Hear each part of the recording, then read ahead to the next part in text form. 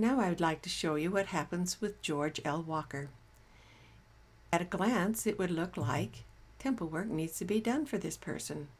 Family Search has not found any possible duplicates. There are no prompts here that there are possible duplicates. But my eye caught something.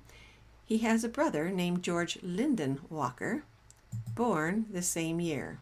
Born about 1873 in Iowa. And this George Lyndon Walker, born in Iowa in October 1873. My eye has caught that there is a possible duplicate. This one's temple work has been done. This one's temple work has yet to be done.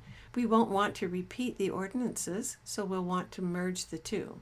So I have to look for those things as well. Sometimes the prompts don't come up correctly. So in order to merge these two together, I'm going to merge by ID. I'm going to click on George Lyndon Walker's ID number and click Copy ID. Now I'm on George L. Walker's page and I've captured George Lyndon Walker's ID. I'm going to merge by ID. I'm going to paste that in. I right-click and paste, or you can type it in, either one. And continue.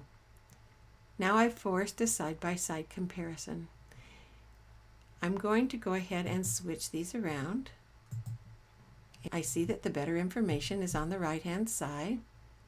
This one has a spouse and child as well, and then the parents and the siblings are the same. I'm going to go ahead and say yes, continue.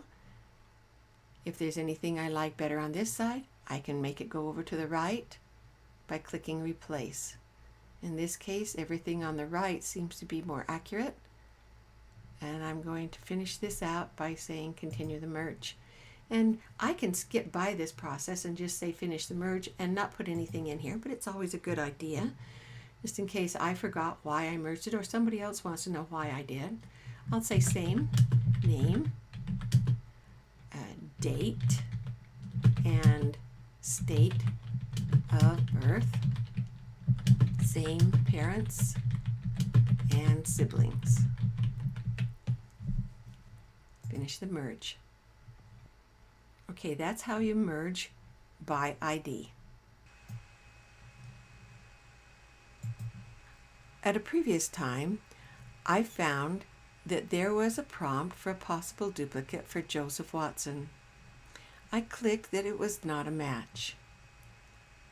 Now it's showing up on latest changes that Kathy Barrick said there was not a match. I'm going to click on that. And I thought, well, maybe I would like to go back and see if that could possibly be a match. So how I do that is I go back to Joseph Watson. And down here at the bottom, it says possible duplicates, 0. But if I were to click on that, I can see that there have been some dismissed helps. It's where the possible duplicates are. And I, as the original person or as a secondary person, could come along and I could review the details and possibly merge those two together instead of accepting that it's not a match. I wanted to show you one last thing that might pop up. When someone shows that they have a possible duplicate, I could click this right here and go to my next page. It gives me a prompt sometimes that there's a big difference in some of their information.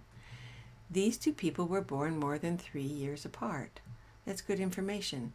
Somewhere down the page there may be a different prompt that the information is quite far off. After reviewing this and deciding that they're not a match, I could declare that this is not a match, and it would not come up on the prompts. Don't be afraid to merge. It's very important to make this the perfect record to present to the Lord. If a merge is done incorrectly, we can always unmerge it on the latest changes. Give it a try.